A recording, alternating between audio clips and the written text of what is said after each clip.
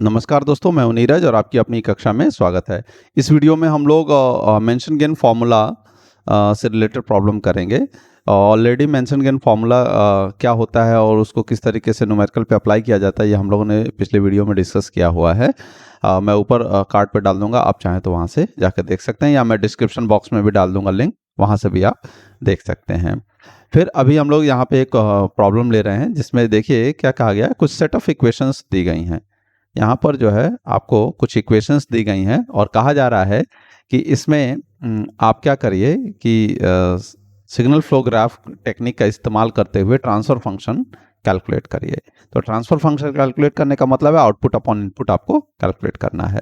तो सबसे पहले जो काम होगा वो सिग्नल फ्लो ग्राफ बनाना होगा। और यहाँ पे एक चीज़ और कही गई है कि x1 जो है इनपुट है और x5 क्या है, आपका आउटपुट है।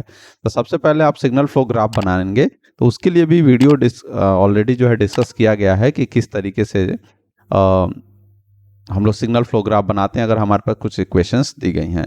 तो उसका भी मैं लिंक डिस्क्रिप्शन में डाल दूंगा, जो कि कंट्रोल सिस्टम का पूरा लिंक होगा। वहाँ से आप जाके स्टेप बाय स्टेप सारे वीडियोस 1 बाय 1 देख सकते हैं। तो देखिए यहाँ पर क्या होगा, सबसे पहला काम क्या करना होगा, आपको जितने भी वैल्यूज हैं x1 x2 x3 x4 x5, इन सबको आप यहाँ पर ड्रॉ कर लेंगे इस तरीके से, x3 x4 और ये x5 के लिए। और मैं सबको लिख भी लेता हूँ कि ये क्या है, हमारा x1 है, ये हमारा क्या है x2 है, ये x3 है, ये x4 है और ये हमारा क्या है x5 है। और उसके बाद जो है आपको बस क्या करना है, देखिए ध्यान दीजिए, x2 है, x2 जो है वो क्या हो रहा है, x2 की जो वैल्यू है वो किस पे डिपेंड कर रही है, x1 पे, x3 पे, x4 और x5, इन सब पे डिपेंड कर रही है। यानी कि हमको क्या करना होगा, सभी को x2 पे सभी को ले आके यहाँ पे लिंक करना पड़ेगा। तो हम क्या करेंगे, x2, देखिए x1 क्या है, a12, यहाँ का कितना है गेन, a12 है। फिर दूसरा कहाँ से आ रहा है, x3 से आ रहा है, तो x3 से भी हमने यहाँ पे एक लिंक कर दिया। ये क्या होगा हमारा a32। इसके बाद जो है हमारा x4 की बात है, तो x4 भी कहाँ पे आना है, x2 पर ही आना है। तो हम x4 से x2 की तरफ आ रहे हैं, ये हमने यहाँ पे कर दिया, क्या है आपका a42। फिर x5 है, x5 कहाँ आ रहा है, x52, यहाँ से आ रहा है। तो इसको भी हम चाहें तो ऊपर से ही ऐसे दिखा सकते हैं, ये आप पे डिपेंड करता है कि आप ऊपर से या नीचे से कैसे करना चाहते हैं। ये हो गया a52। तो इस तरीके से हमारा जो है x2 इक्वेशन सॉल्व हो जाती है। फिर यहाँ पे बात करते हैं x3 की। तो x3 क्या है हमारा, a2x2, x3 से, यानी कि आपको यहाँ पर एक इक्वेशन मिलेगी जो कि x2 से कहाँ जाना है, x3 की तरफ। तो यहाँ पे x2 से कहाँ चले गए हम, x3 की तरफ चले गए, और यहाँ जो वैल्यू है वो कितनी है, a23 है। फिर x4 की बात करें तो x4 क्या है, x3 और x4, x3 से एक जा रहा है, देखिए मैंने यहाँ बना दिया, x3 से वो क्या है, a34 है। और x4 से भी एक वैल्यू आएगी और a44 लिखा है। तो यानी कि एक तरह से सेल्फ लूप टाइप का होगा।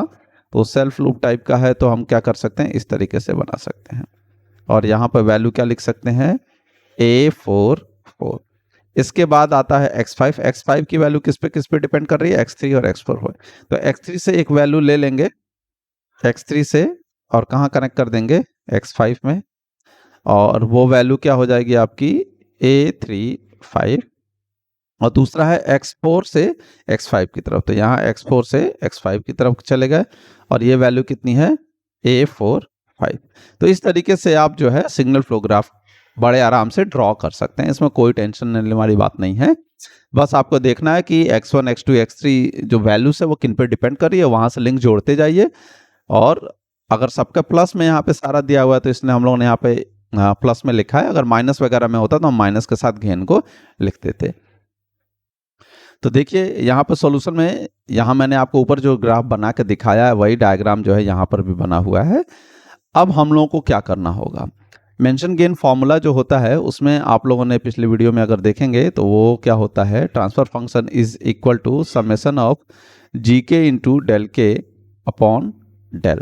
तो जीके में फॉरवर्ड पाथ होता है कि कितने फॉरवर्ड पाथ हैं, यानी कि kth फॉरवर्ड पाथ, और डेल के की वैल्यू जो है वो हम लोग अभी फॉर्मूला उसका भी ऑलरेडी हम लोगों ने पिछले वीडियो में डिस्कस किया हुआ है, वहाँ पे आप जरूर पहले जाके देखें, और डेल की वैल्यू कैसे कैलकुलेट की जाती है वो भी। तो अभी हम लोग यहाँ पे 1 बाय 1 सारी चीज़ें करेंगे। तो सबसे पहला काम होता है कि इसमें आपको चेक करना कि कितने फॉरवर्ड पाथ हैं। यहाँ जो आपको सिग्नल फ्लो ग्राफ आपने बनाया है उसमें कितने फॉरवर्ड पाथ हैं। तो देखिए, अगर आप फॉरवर्ड पाथ की बात करेंगे तो फॉरवर्ड पाथ जो है, अब देखें तो यहाँ पर ये एक है A12, यानी कि x1 से कहाँ गए x2, और x2 से कहाँ गए x3, x3 से कहाँ गए x4, x4 से कहाँ चले गए x5। तो ये एक फॉरवर्ड पाथ है जो कि यहाँ पे दिखाया गया है। अब हो सकता है कि आपको कंफ्यूजन हो कि सर यहाँ पर आपने वैल्यू तो अलग लिखी थी, यहाँ देखिए A32 अंदर की तरफ बना हुआ है और यहाँ A23 जो है ऐसे बना हुआ है। तो ये बस इसमें ऊपर नीचे बनाया गया है, इसमें आपको कंफ्यूज नहीं होना है। अगर यहाँ बात करेंगे तो x1 से x2, x2 से x3, x3 से x4, x4 से x5। तो ये चीज़ ध्यान रखना है, दोनों एक ही डायग्राम है, उसमें कोई डिफरेंस नहीं है। सेकंड फॉरवर्ड पाथ जो है, फॉरवर्ड पाथ का मतलब इनपुट से आउटपुट की तरफ सिग्नल फ्लो करना चाहिए, और कितने ऐसे पाथ हैं। तो पहला पाथ तो हमको ये मिल गया। दूसरा पाथ देखिए तो क्या है, x1 से x2 जाएंगे, x2 से x3, x3 से सीधे कहाँ चले जाएंगे x5 चले जाएंगे। तो ये वो पाथ मिल गया। इसके अलावा अगर आप कोई भी देखेंगे, जैसे आप सोचें तो यहाँ आने के बाद से फिर रिवर्स आ जा रहा है, यहाँ आने के बाद फिर से रिवर्स आ जा रहा है, तो और कोई भी फॉरवर्ड पाथ नहीं है। यानी कि यहाँ पर जो G1 और G2 ये हमारा क्या हो गया, एक तरफ से कह सकते हैं कि ये G1 हो गया और ये क्या हो गया, हमारा G2 हो गया। अब G1 G2 की वैल्यू आपको निकालना है, क्योंकि उनके मल्टीपल्स हमको एक्चुअली में करने होते हैं। तो फॉरवर्ड पाथ गेन के लिए सबके multiples x1 to x2, x2 to x3, x3 से x4, x4 से x5, इसमें देखिए तो A12, A23, A34, A45, तो इन सबको आपस में मल्टीप्लाई कर लिया गया है। फिर इसके बाद जो है G2, यानी कि यहाँ पे भी आपको गेन ही निकालना है। तो G2 का गेन क्या है, A12, A23 और A35, ये ही आपका है। तो इन तीनों को आपस में मल्टीप्लाई करके यहाँ पे वैल्यू लिख ली गई है। तो इस तरीके से ये आपका सेकेंड फॉरवर्ड पाथ का गेन हो गया। इसके बाद बात करते हैं हम लोग लूप्स की। तो लूप्स में आप देखें तो क्या क्या है। सबसे पहले तो आप इंडिविजुअल लूप्स की बात करें तो इंडिविजुअल लूप में सबसे पहले तो ये वाला एक लूप हो गया ना, देखिए x2 से गए x3, x3 से फिर x2 चले गए, तो ये एक लूप हो गया, ये आपका लूप 1 हो गया। दूसरा लूप क्या है आपका, दूसरा लूप देखिए x2 से x3, x3 से x4, x4 से फिर से कहाँ चले आए x2, तो ये आपका उसका लूप गेन हो गया सेकेंड का। ऐसे ही थर्ड लूप गेन क्या होगा आपका, यहाँ चले जाएंगे x1 से x3, x3 से x4, x4 से x5, x5 से फिर से x2, तो ये आपका थर्ड लूप गेन हो गया। ये L1, L2, L3, L4 ऐसे ही लिखते जा रहे हैं। चौथा लूप क्या होगा आपका, फोर्थ लूप को आप देखिए तो आप क्या कर सकते हैं, तो जो फोर्थ लूप होगा देखिए क्या होगा, A23 फिर A35 और A52, तो इनको आपस में मल्टीप्लाई कर लिया गया है। और एक पांचवा लूप होगा जो कि इंडिविजुअल लूप है, दैट इज A44, तो ये भी यहाँ पे लिख लिया गया है। तो इस तरीके से पांचों लूप अलग अलग बन जाएंगे। फिर नॉन टचिंग लूप्स की बात हो रही है, तो नॉन टचिंग लूप्स आप देखिए कौन कौन से हैं आपके, ठीक है ना। तो नॉन टचिंग लूप्स को चेक करने के लिए आप देखिए, तो नॉन टचिंग लूप आपको अगला काम है निकालना। तो नॉन टचिंग का मतलब देखिए, पहले इसकी बात करते हैं। सपोज x2, A23 और A32 ये एक लूप हो गया, और इसके अलावा और कोई, जैसे ये आप लूप बात कर रहे थे हम लोग ये बड़ा वाला, तो वो भी टच कर रहा था। ऐसे ही आपका इसकी बात करें तो ये भी आपका टच कर रहा है। तो एक तरफ से ये और ये दोनों क्या है, नॉन टचिंग लूप में आ सकते हैं। तो हम लोग क्या करेंगे, एक वो लूप बना दिया, देख रहे हैं ना, L1 और L5, L1 और L5, L1 और L5 ये हम लोगों ने एक ले लिया। तो इनके गेन को आपस में मल्टीप्लाई कर दिया और हमें ये वैल्यू मिल जाएगी। फिर उसके बाद और चेक करेंगे और कोई नॉन टचिंग लूप है क्या। तो नॉन टचिंग का मतलब एक दूसरे से टच ना कर रहे हों। तो आप देखिए तो कोई और लूप है जो आपको लगता है, तो आप देखें तो ये बड़ा वाला लूप, ये वाला लूप, और दूसरा ये A44, ये भी तो एक लूप है।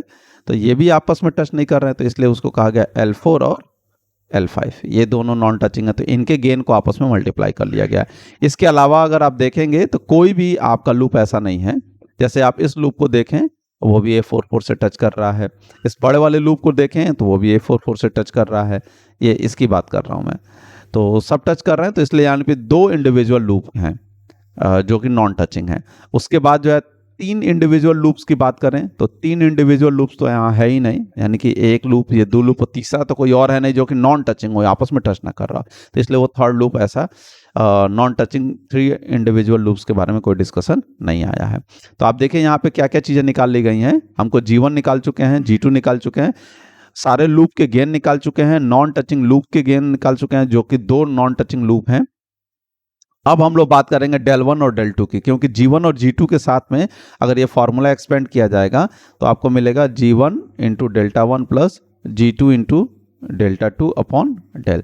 तो G1 G2 निकल चुका है, डेल्टा 1 और डेल्टा 2 आपको निकालना है। तो डेल्टा 1 डेल्टा 2 अगर निकालना है तो डेल्टा 1 डेल्टा 2 के लिए देखिए, डेल्टा 1 इज इक्वल टू लिखा है 1 माइनस 0। तो ये होता क्या है, delta 1 is equal to 1 minus non loop ऐसा कंसिडर किया जाएगा जो कि kth फॉरवर्ड पाथ को लूप टच ना कर रहा हो। kth फॉरवर्ड पाथ का मतलब कि जो ये फॉरवर्ड पाथ लेंगे, यानी कि हमने G1 लिया है तो G1 को टच ना करता हुआ कोई लूप हो, उसके गेन को हम लोग यहाँ पे सबट्रैक्ट करते हैं। तो आप देखिए कि ये वाला हम लोग का G1 है, तो G1 में कोई ऐसा लूप नहीं है जो कि टच ना कर रहा हो, तो इसलिए यहाँ पर लिखा क्या गया है, del 1 is equal to 1 minus 0। फिर बात करते हैं del 2 की। तो del 2 की बात करेंगे तो del 2 क्या है, del 2 का मतलब ये जो G2 है, G2 का मतलब ये वाला आपका फॉरवर्ड पाथ है, ये फॉरवर्ड पाथ A23 और उसके बाद A35, यही है, ये फॉरवर्ड पाथ है। तो इस फॉरवर्ड पाथ में आप देखेंगे तो ये वाला जो लूप है X4 ये टच नहीं कर रहा है, तो टच नहीं कर रहा है तो इसलिए इसको क्या लिखा गया है, del 2 is equal to 1 minus A44। क्यों A44, क्योंकि लूप जो 5 है जो कि नॉन टचिंग लूप है उसका गेन कितना है, A44 है, तो उसको A44 से सब्ट्रैक्ट कर दिया गया। अब इसके बाद आता है del की वैल्यू निकालना, क्योंकि न्यूमेरिकल में आप देखें तो नीचे del भी रखना है, तो del रखना है तो उसके लिए क्या होता है, फॉर्मूला 1 माइनस इंडिविजुअल लूप्स के सारे जितने भी इंडिविजुअल लूप हैं सबके गेन को आपस में जोड़ दिया जाएगा। तो आपने यहाँ पे सभी लूप के गेन ऑलरेडी लिखे हुए हैं, उन सबको यहाँ पे रख देंगे। तो देखिए L1 plus L2 plus L3 plus L4 plus L5 ये लिख दिया, प्लस नॉन टचिंग लूप जितने भी 2 नॉन टचिंग लूप हैं उनके गेन को यहाँ पे ऐड किया जाएगा। तो देखिए यहाँ पे नॉन टचिंग लूप्स भी आपने यहाँ पे लिखे थे।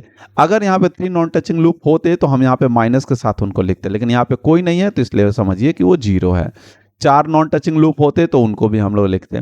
तो इस तरीके से ये सारी वैल्यूज हम लोग यहाँ कैलकुलेट कर लेंगे और यहाँ फॉर्मूले में जैसे ही पुट करेंगे तो हमको यहाँ पे transfer function t is equal to x5 यानी कि आउटपुट अपॉन इनपुट आ जाएगा और वैल्यू पुट करेंगे तो हमें गेन की वैल्यू मिल जाएगी।